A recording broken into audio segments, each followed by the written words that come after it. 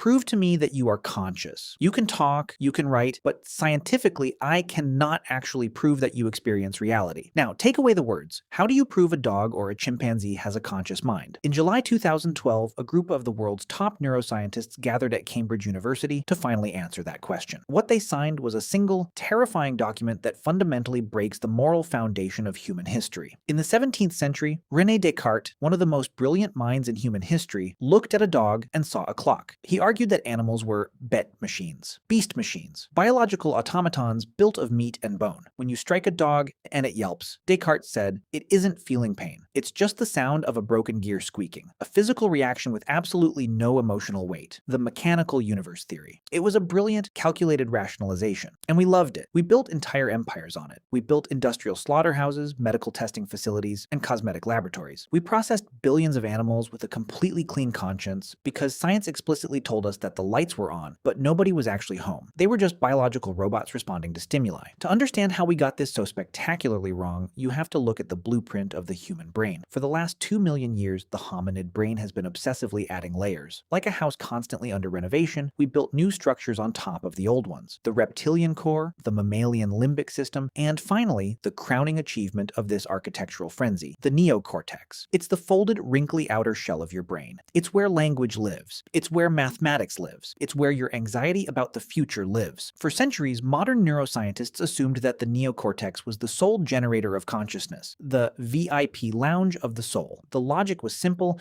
and incredibly arrogant, a form of biological chauvinism. If an animal didn't have a human-like neocortex, it couldn't possibly possess an inner world. It was a biological impossibility. A dog, a bird, a fish. They were just running basic survival algorithms. Input, output, hunger, eat, threat, run. No narrator, no subjective experience, no sense of self. But the animals kept breaking the rules. In 1970, psychologist Gordon Gallup Jr. created the mirror self-recognition test. The premise was brutal but effective. Put a mark on an animal's face while it's anesthetized. When it wakes up, put a mirror in front of it. If the animal thinks the reflection is another creature, it lacks self-awareness. If the animal reaches for the mark on its own face, it understands that the reflection is me. It possesses a concept of self. Chimpanzees passed, orangutans passed, dolphins passed, but those are mammals. They have brain structures relatively similar to ours. Science could handle that. It was an anomaly, but a manageable one. Then came 2008. Biologist Helmut Prier at Goethe University tested European magpies, a bird, a creature whose evolutionary lineage diverged from ours over 300 million years ago. A brain the size of a walnut with absolutely zero neocortex. They placed a yellow sticker on the magpies' necks. They put them in front of a mirror. The magpies looked in the glass and immediately started scratching at their own necks to remove the sticker. They recognized themselves. A flying dinosaur with a completely alien brain architecture possessed a conscious sense of self. The biological impossibility was suddenly an undeniable fact, and it didn't stop there. In 2009, biologists in Indonesia observed veined octopuses doing something that shattered the behavioral models. They were digging up discarded coconut shells, stacking them like bowls, and carrying them across the ocean floor. They weren't using them for immediate shelter, they were carrying them for miles, completely exposed to predators,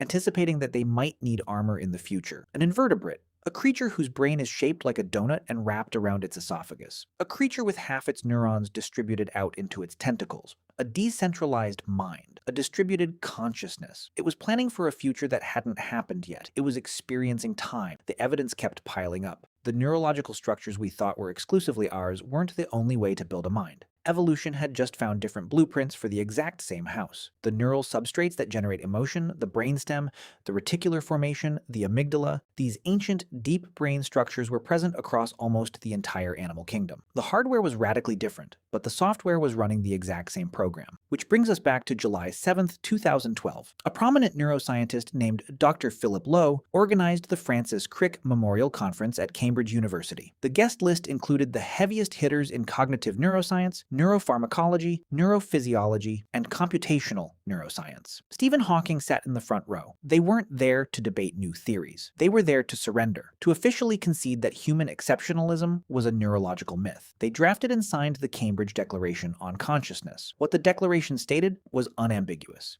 It declared that humans are not unique in possessing the neurological substrates that generate consciousness. Non-human animals, including all mammals and birds, and many other creatures, including octopuses, also possess these neurological substrates. The absence of a neocortex does not appear to preclude an organism from experiencing affective states. In scientific terms, it was a paradigm shift. In ethical terms, it was a nightmare. Because here's the part nobody wants to talk about. Consciousness isn't just the ability to recognize yourself in a mirror. It isn't just the ability to plan for the future. It is the capacity to suffer. For centuries, we separated nociception from pain. Nociception is the mechanical reflex. You touch a hot stove, your hand pulls back. A biological thermostat. Pain is the emotional dread that accompanies it, the suffering, the terror of anticipation. We convinced ourselves that animals only had nociception. They reacted, but they didn't suffer. The Cambridge Declaration destroyed that barrier. It confirmed that the animals we lock in cages, the animals we test on, the animals we process by the billions on factory lines every single year,